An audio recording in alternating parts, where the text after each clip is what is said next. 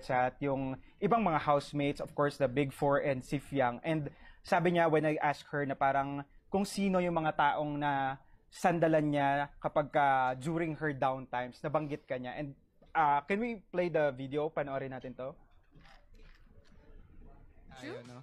Pero Fiang, yun nga, sabi ko nga parang naging open book na talaga yung story mo, no? Kumbaga through ups and downs mo talaga na witness naming lahat and the housemates talaga. Para sa'yo, sino yung mga taong nasandalan mo during your down moments Parang talaga? alam ko na yung tanong na yan General question. General question talaga. Sige, sino-sino sila? Sino-sino? Syempre, number 1, JM. JM. Kasi nga, and sa kanya comfortable. Sobrang comfortable ko talaga sa kanya. And pangalawa, Bensoy, Dongpat. Silang tatlong aking top 3. So, isa si JM po mga kapamilya sa